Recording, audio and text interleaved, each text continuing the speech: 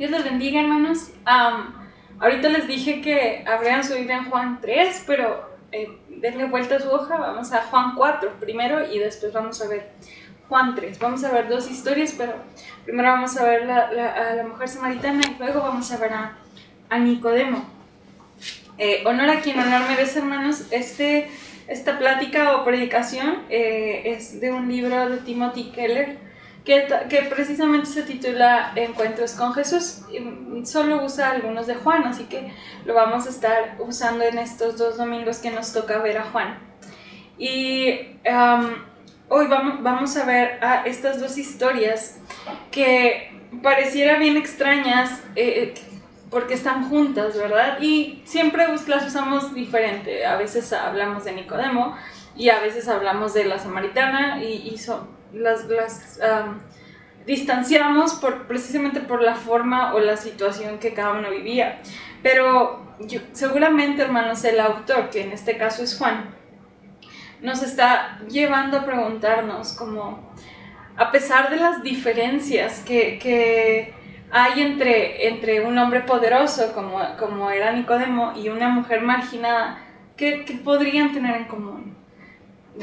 Al leer Juan 3 y luego Juan 4 y ver historias tan distintas, ¿qué cosas podrían tener en común? Y si estas 2 personas tienen algo en común, entonces todos nosotros también podemos tener algo en común, que es lo que vamos a ver. Y la pregunta que vamos a estar respondiendo precisamente en este sermón es: ¿qué está mal con el mundo en su estado actual? ¿Cuál es el problema con el mundo?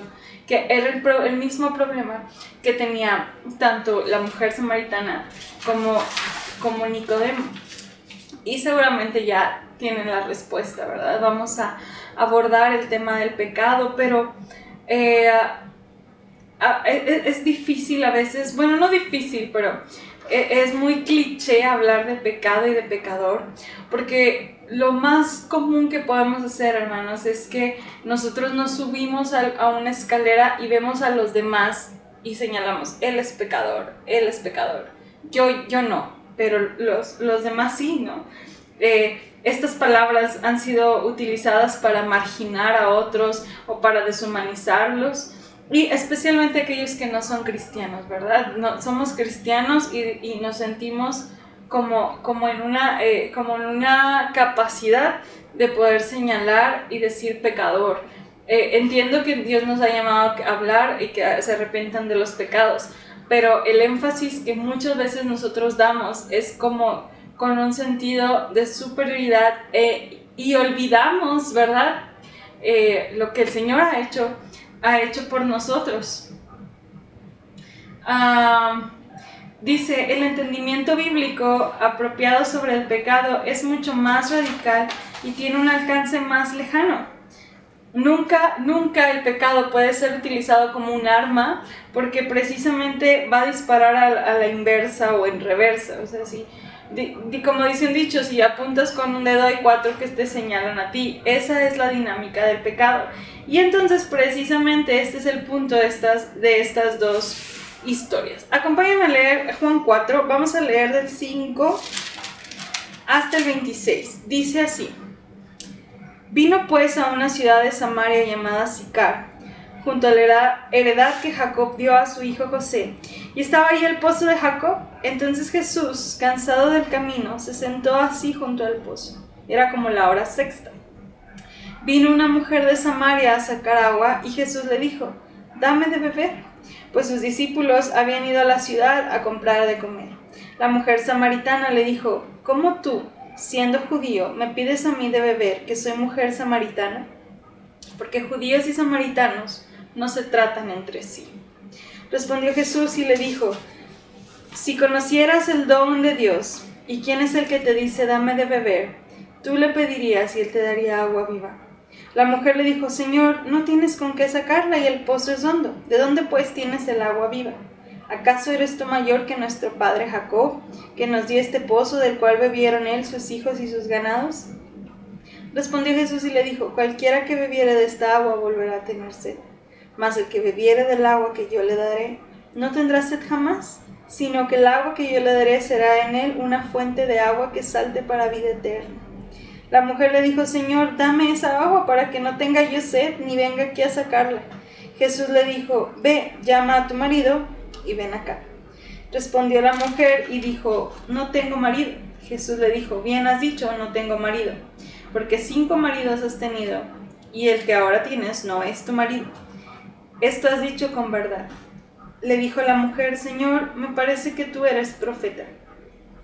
Nuestros padres adoraron en este monte, y vosotros decís que en Jerusalén es el lugar donde se debe adorar.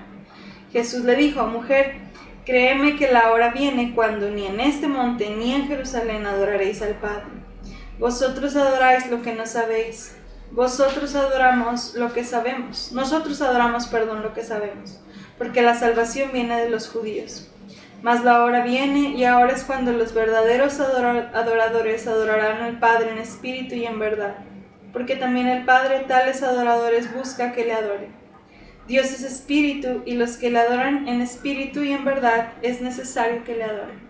Le dijo la mujer: Sé que ha de venir el Mesías, llamado el Cristo. Cuando Él venga nos declarará todas las cosas. Jesús le dijo: Yo soy el que habla contigo. Muy bien, hermanos, hemos escuchado muchas veces esta historia. Solamente quiero recordar, estaba lo que era Jerusalén, y después estaba Samaria, al norte. Y Samaria estaba denominada por los judíos como gente gentil o gente pagana, porque ellos, cuando fue el exilio, cuando los judíos se fueron a Babilonia, hubo unos judíos que se quedaron en Jerusalén y se involucraron con cananeos, y de ahí salieron los samaritanos. Entonces, digamos que son mitad judíos, mitad cananeos. Entonces ellos están rechazados para el pueblo judío. Entonces por eso no se llevaban bien, y siendo una mujer menos. Encontramos a un Jesús, ¿verdad?, fatigado, sediento. Otra vez nos vuelve a mostrar características de este Jesús histórico, de este Jesús que vino al mundo y sufrió para entendernos, ¿verdad? Aquí habla que estaba cansado y tenía sed. Y entonces Jesús está en un pozo y se encuentra con una mujer. Curiosamente, las mujeres iban al pozo en la mañana por agua para el resto del día, pero esta mujer dice que era la sexta hora, es decir, era como mediodía. Y imagínense, calor, desierto, 12 del día. Jesús seguramente tenía mucha sed. Entonces ella estaba sorprendida porque le dirigió la palabra. Jesucristo le dirigió la palabra, y aparte de la situación samaritana, era una mujer.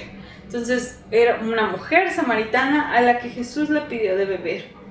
Y aparte, como mencionaba, muchos eruditos dicen que ella iba a mediodía por su contexto de vida.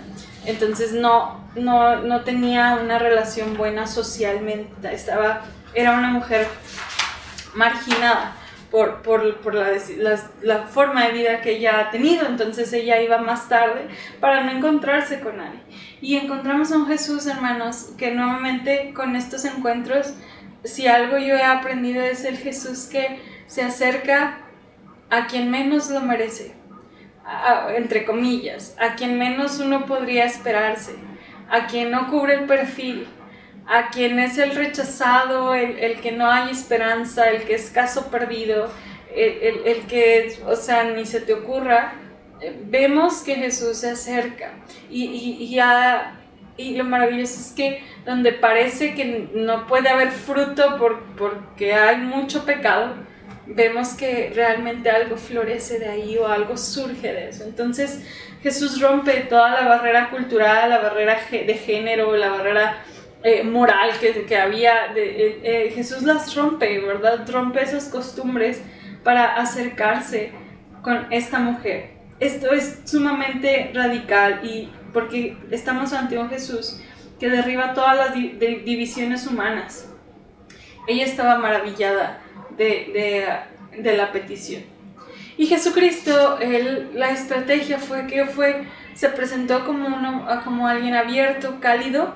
Sin embargo, también la confronta, ¿verdad? Vamos a ver la confrontación. Pero la forma en que la confronta es una forma muy, muy gentil, muy bien pensada.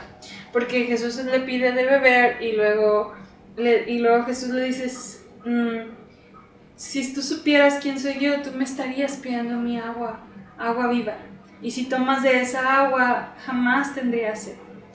Obviamente entendemos que esto es una metáfora que Jesús está hablando para hablar de la vida eterna que necesitamos, de la necesidad de Jesús en nuestra vida. Y la imagen a lo mejor no resuena tanto en nosotros, porque nosotros seguramente nunca hemos tenido mucha sed. O sea, conocemos el agua potable, si andamos fuera de la casa, llegamos a un Oxxo, compramos un agua y es fácil acceder al agua. En aquellos tiempos era difícil tener agua, obviamente no existía pues todas las ventajas que nosotros tenemos, y aparte era algo desértico. Entonces cuando él le dice, si yo te ofrezco un agua mejor donde ya no tendrías que venir al pozo, o sea, ese fue su entendimiento, y, dame de esa agua, ¿no? Porque yo sé lo que es tener sed, yo sé lo pesado que es venir al pozo, entonces dame de esa agua. O sea, Jesús estaba haciendo como siempre un ejemplo que ellos entendían, porque el clima de allá era totalmente desértico y era más difícil. Pero la idea es que Jesús le estaba diciendo, tengo algo para ti que es tan básico y necesario para tu espíritu como es el agua para tu físico. O sea, tengo algo que solo yo puedo dar, que es igual de necesario que el aspecto físico cuando tienes sed. Y si esto te falta, estarías absolutamente perdida. Y hermanos, esto es bien interesante porque la realidad es que Jesús estaba hablando de esta satisfacción interior que solo Cristo puede dar. Agustín de Hipona decía que nuestro corazón está inquieto hasta que encuentra descanso en él. O sea, nuestro corazón busca satisfacer, nuestra vida busca satisfacer. Dice Eclesiastés que hay eternidad en nosotros, y esa eternidad busca ser satisfecha en Dios. Pero obviamente buscamos muchas maneras de satisfacer esa necesidad. Y Jesús dice, yo soy el agua de vida. Como cantábamos de la semana pasada, me gusta mucho ese canto, el de... bueno, dice, nuestros corazones insaciables son hasta que conocen a su Salvador. Y en el coro dice, él es el agua que al beber nunca más tendremos sed. Jesucristo basta. Entonces, ese es el mensaje de la mujer. Y Jesús está hablando sobre una satisfacción profunda del alma, una increíble satisfacción y contentamiento que no depende de lo que sucede afuera. Entonces, hermanos, la pregunta es, ¿qué nos hace felices? ¿Qué es lo que verdaderamente hace que nuestra vida se sienta satisfecha? La mayoría de las personas, y no estoy hablando solamente un mensaje como evangelístico, siempre buscamos nuestra satisfacción en las cosas externas. Es decir, podemos poner nuestra esperanza en un amor romántico, o en la profesión que hemos adquirido, en causas políticas, en el dinero, o en muchas otras cosas más. Pero lo que sea que te lleve a decir, si yo tuviera esto, dinero, una pareja, si yo tuviera una mejor casa, un carro nuevo, si yo tuviera un buen cuerpo, entonces sabría que estoy satisfecho, entonces tendría valor y entonces estoy seguro. Si yo tuviera, hermanos, es probable que la satisfacción que tú estés buscando, el agua que tú estés buscando, sea algo fuera de ti, de lo externo. Y Jesús lo que está diciendo es que no hay nada fuera de nosotros que pueda satisfacer de verdad la sed que está en lo profundo de nuestra vida. No hay absolutamente nada que pueda satisfacer. Necesitamos el agua que proviene del lugar más profundo de nuestro ser que la misma sed. Y Jesús le está diciendo a la samaritana, yo puedo darte esa satisfacción que solo puedo dar yo y que a veces estamos llenando de muchas otras maneras. El problema, hermanos, es que hablando un poquito más de nuestro contexto, la mayoría de nosotros no somos capaces de descifrar la sed de nuestra alma, porque mientras que nosotros pensemos que tenemos una gran posibilidad de alcanzar eso que nos va a hacer felices, esa pareja, esa profesión, ese trabajo, ese carro, esa casa, ese cuerpo, ese hombre o esa mujer, mientras nosotros pensemos que podemos ser exitosos y que lo podemos alcanzar, este vacío que hay en el alma se canaliza como impulso, como esperanza para poder satisfacer un día la necesidad. El problema, hermanos, es que hemos visto tantas historias de gente que lucha toda la vida por alcanzar algo que nunca va a obtener, o también hay muchas historias de gente que obtuvo todo y que se dio cuenta que realmente no tenía nada.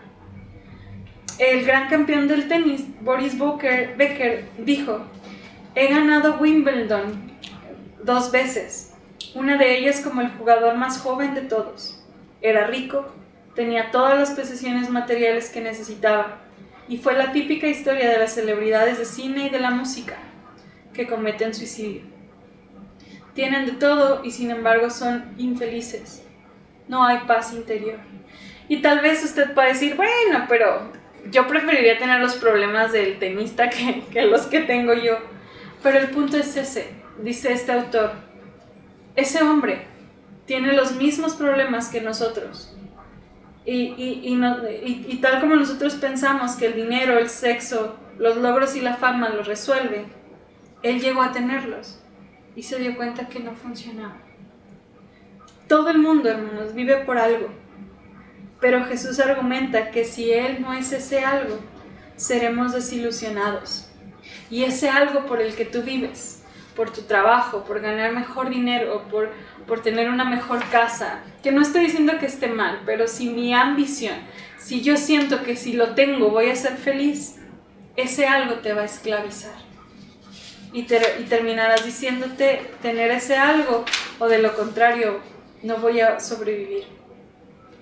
O por el contrario, si sí lo alcanzas, te darás cuenta que no era la satisfacción que esperabas. Otro autor de apellido Wallace, David Foster Wallace, llegó a ser un gran novelista, no cristiano, pero entendió que todos adoran algo y todos sirven a algo, todos se inclinan ante algo. Todo el mundo adora. La única elección que tenemos es a qué adorar, y la razón persuasiva para escoger una especie de Dios para adorarlo es que prácticamente todo lo demás que adores te comerá vivo. Si adoras al dinero y a las cosas materiales, si ahí yace el significado de tu vida, entonces nunca tendrás suficiente y nunca sentirás que tienes suficiente. Esa es la verdad. Adora a tu propio cuerpo, a tu belleza y a tu atracción sexual, y siempre te sentirás feo. Y cuando el tiempo y la vejez se hagan evidentes, morirás 1.000.000 de muertes antes de que tus seres queridos te entierren. Adora al poder y terminarás sintiéndote débil y atemorizado, y siempre querrás tener más poder sobre otros para entumecer tus propios miedos. Adora a tu intelecto, el querer ser visto como alguien inteligente, y terminarás sintiéndote incapaz, un fraude, siempre al borde de ser expuesto. Mira, lo peligroso de estas formas de adoración no es que sean malas, es que son decisiones inconscientes. Es nuestra configuración por defecto. Si yo me inclino a algo, eso mismo me va a comer y a traicionar. Wallace no era una persona religiosa. Tiempo después de este discurso, Wallace se suicidó. Y entre las últimas palabras de este hombre fueron: algo te comerá vivo. Hermanos, cuando Jesús le dijo a la samaritana, el agua que yo tengo, que te ofrece vida, es este mensaje: a menos que me adores a mí, a menos que yo sea el centro de tu vida, a menos que satisfagas tu sed espiritual en mí y no en otras cosas, a menos que veas que la solución debe entrar adentro y no solo por fuera, entonces cualquier cosa que adores te abandonará al final de tus días.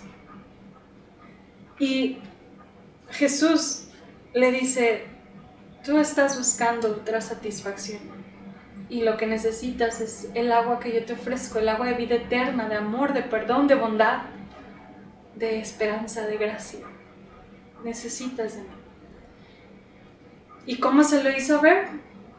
Jesús le dice, trae a tu esposo. Y ella responde, pues no tengo esposo.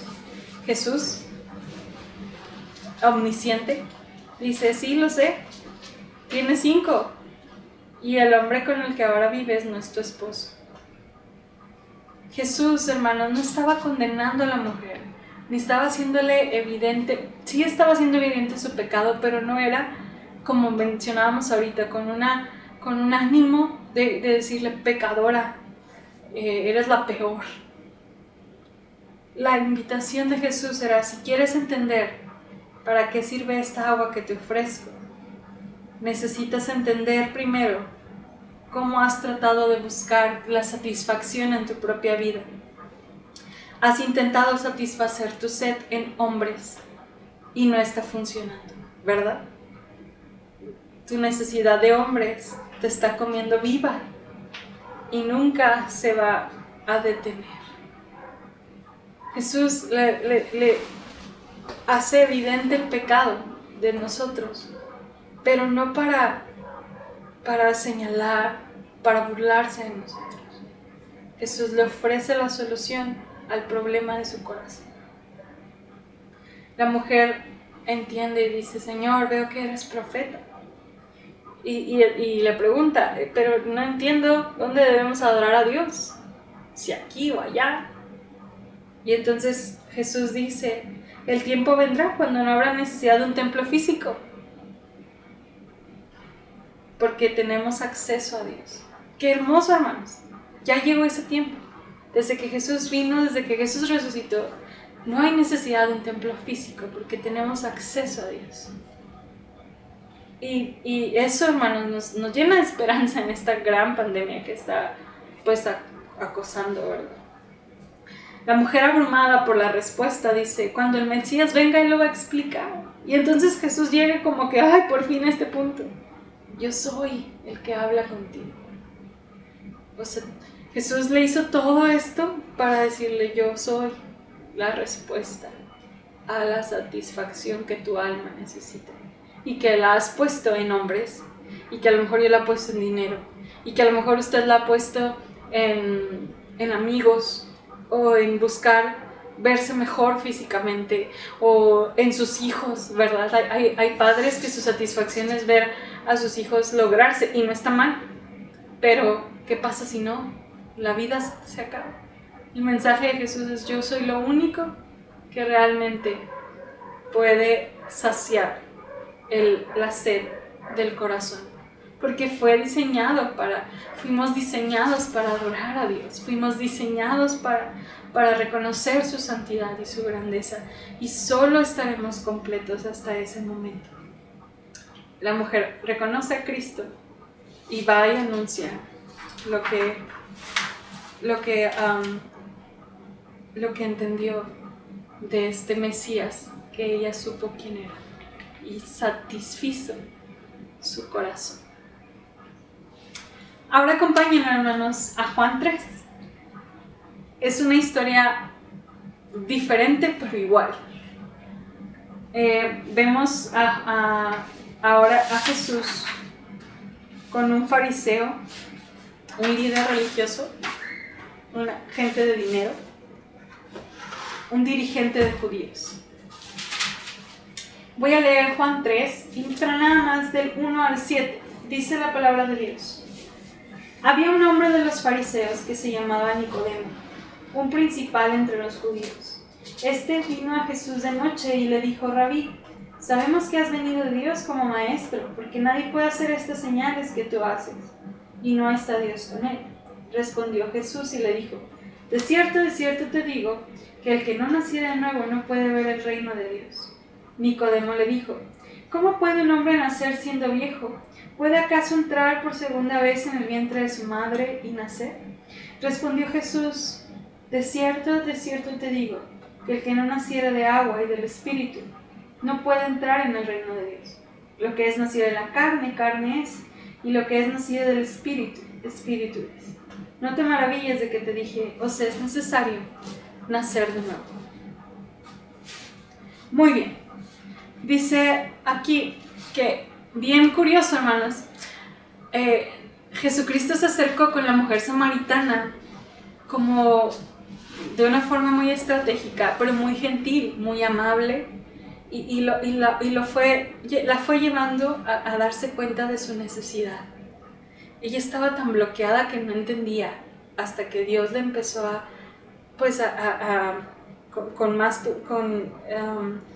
con sus explicaciones, a hacerle ver dónde estaba su satisfacción y dónde Dios le estaba llevando a poner su satisfacción.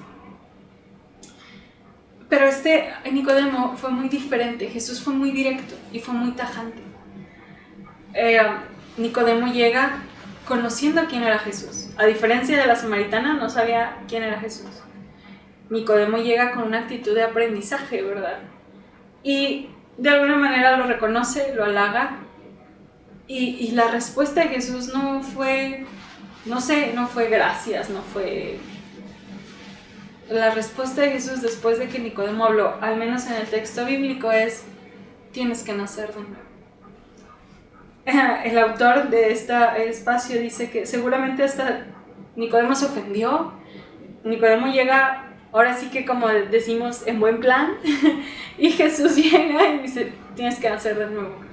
Fue directo, así a la yugular, a diferencia de la ternura que usó con la samaritana. Entonces, vamos a hablar del nuevo nacimiento, hermanos. Lo hemos hablado, sabemos que es precisamente esta regeneración que Dios hace, que no solamente el creer en Cristo, el aceptar a Cristo, no es una expresión de fe nada más, sino es realmente una transformación desde adentro. Algo que yo era ya no soy, porque el Espíritu transforma mi vida. Hay un antes y un después, por eso dice Corintios que las cosas viejas pasaron.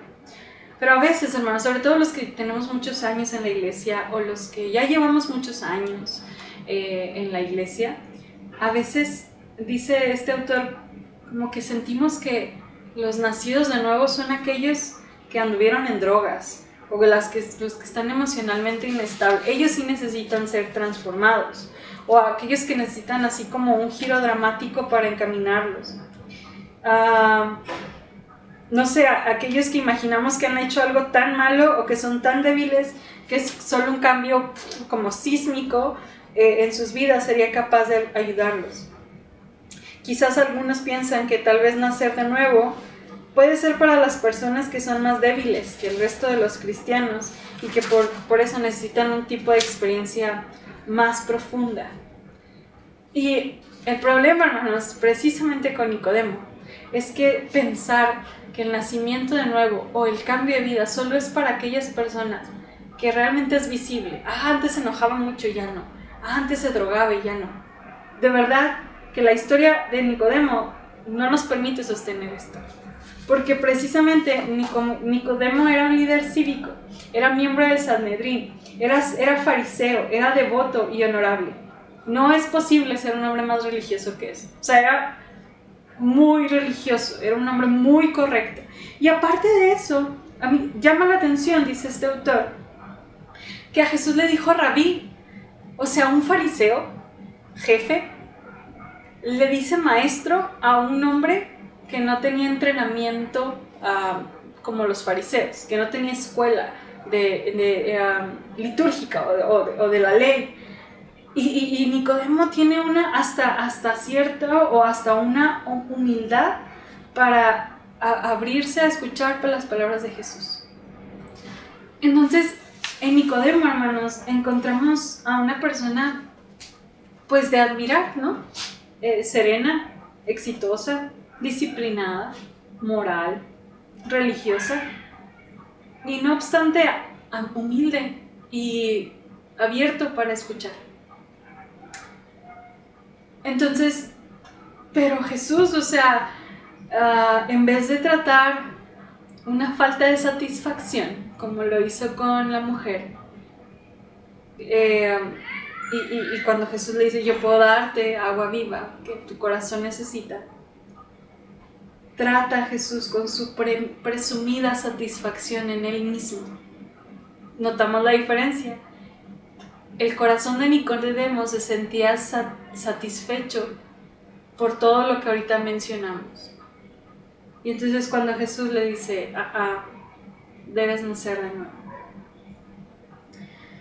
¿Por qué debes de nacer de nuevo? Bueno, el nacimiento también tiene que ver, yo nunca había leído esto y me gustó. Realmente nadie merece nacer, ni contribuimos en nada para nacer. Nacer es un regalo gratuito de la vida. Así es el nuevo nacimiento en Cristo. La salvación es por gracia.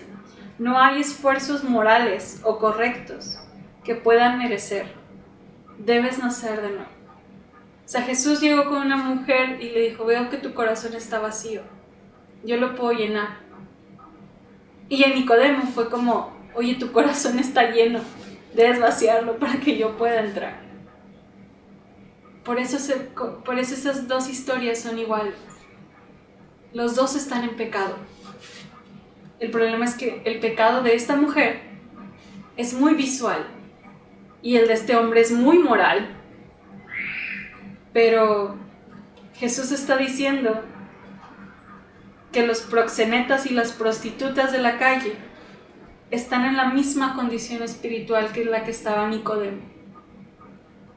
Este Nicodemo, lleno de logros espirituales y morales, y está alguien de la calle, vagabundo y adicto, pero de acuerdo a los estándares de Dios, ambos están igualmente perdidos, pecan diferente solamente. Ambos tienen que empezar desde cero, ambos tienen que nacer de nuevo, ambos necesitan la vida eterna. ¿Cómo se atreve Jesús a decir tal cosa? Si uno, de verdad, hermanos, es que a lo mejor nosotros lo entendemos muy bien al pensarlo o al imaginarlo, pero si lo trasladáramos a este tiempo, y es como ver a una persona muy correcta, que hace lo correcto, un pastor, ¿no? Un sacerdote, no sé, alguien que vemos que no hace mal. Porque Jesús, lo primero que le dice es, necesitas vaciarte. Bueno, porque Cristo es aquel que tiene un entendimiento más profundo del pecado que el que nosotros tenemos. La mayoría de la gente, la mayoría de nosotros entendemos perfectamente por qué la mujer samaritana necesitaba a Jesús. Porque era una pecadora, porque tuvo 5 maridos, porque válgame Dios, su pecado era demasiado visual o demasiado a la luz de todo el pueblo. Pero la mayoría de la gente no podemos entender por qué trata al poderoso, a Nicodemo, de la forma en la que lo hace.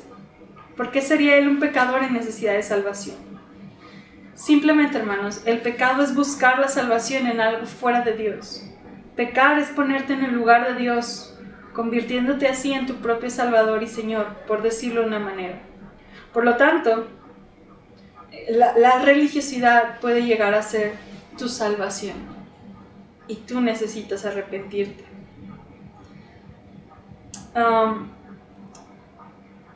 Una forma de pecar es incumplir las reglas morales, ¿verdad? En la búsqueda de placer y felicidad, como la mujer junto al pozo.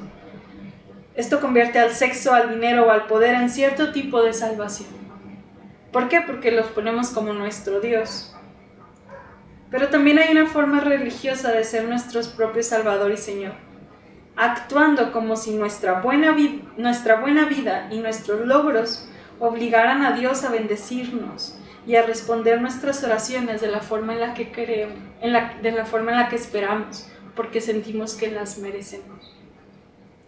El religioso busca que sus esfuerzos morales le den el significado y la seguridad que la persona no religiosa busca en el sexo, el dinero o el poder.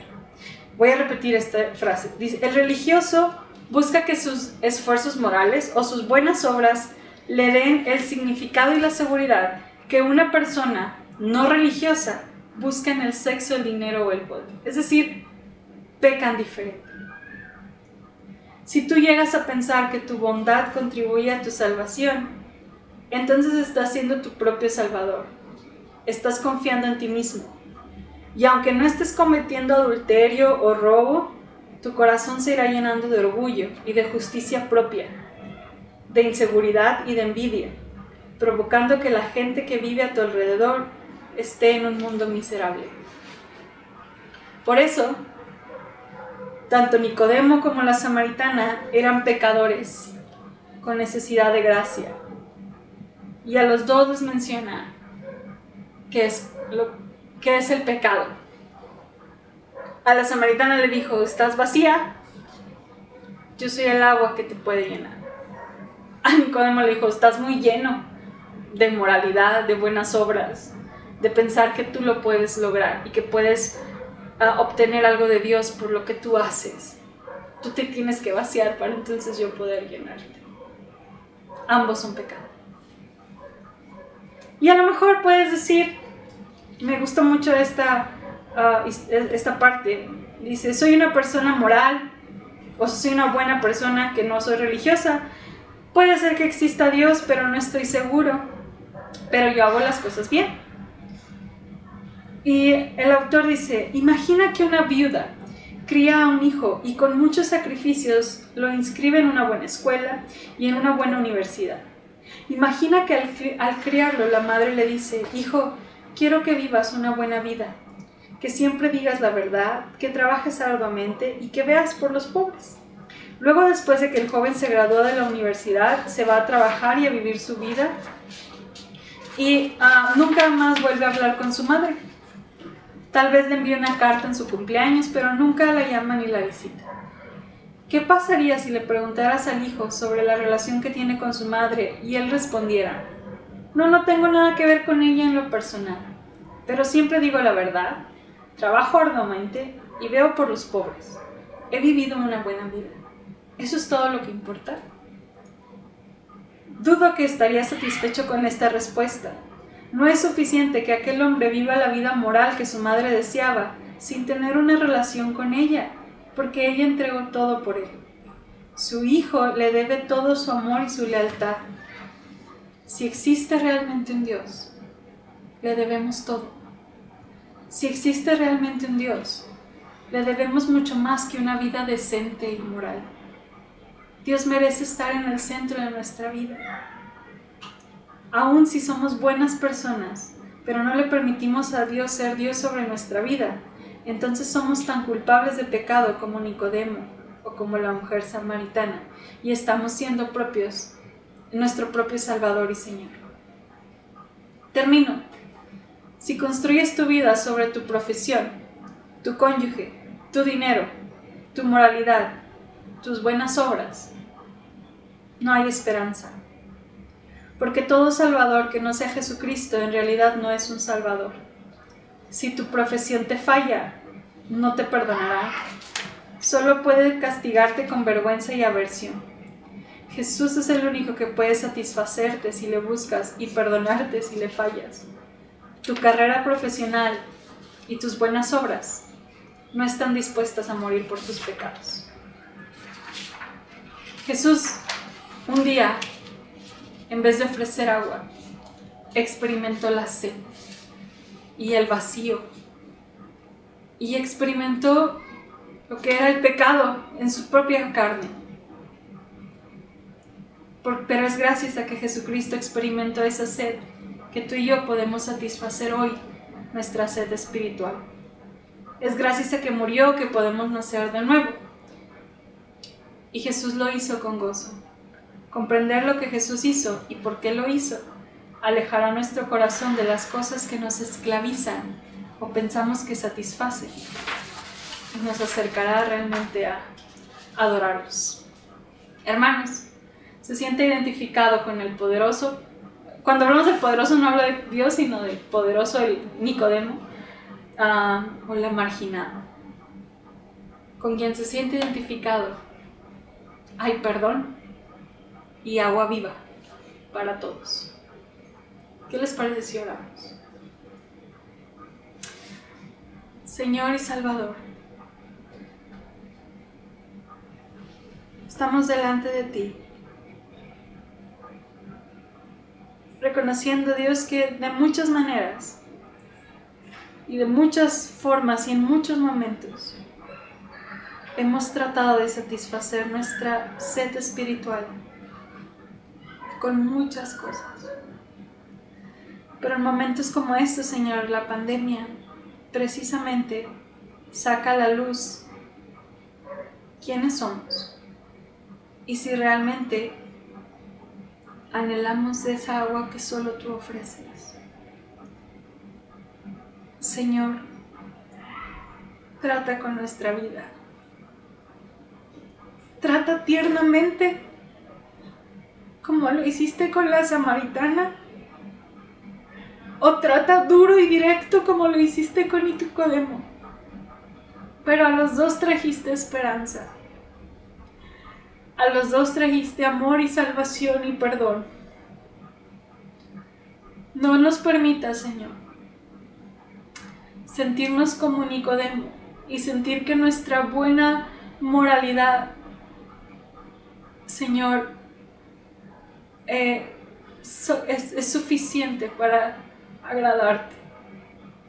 Te necesitamos, Jesús, en cada momento, en cada paso, en cada decisión. Te necesitamos para vivir cada instante de nuestra vida, Señor Jesús. Señor, y si tú no estás llenando el corazón, seguramente algo más lo está llenando. Revélanos, Señor, y ayúdanos a vaciarnos de todo aquello que no seas tú. Que tú seas suficiente, que tú seas todo lo que nuestra alma necesita. Señor, bendice a esta iglesia hermosa que escucha hoy este sermón. Habla a su corazón y bendice, Padre, este tiempo para honra y gloria de tu nombre. Santo eres, Señor. En Cristo Jesús oramos. Amén y amén. Que Dios los bendiga, hermanos. Señor sea con ustedes.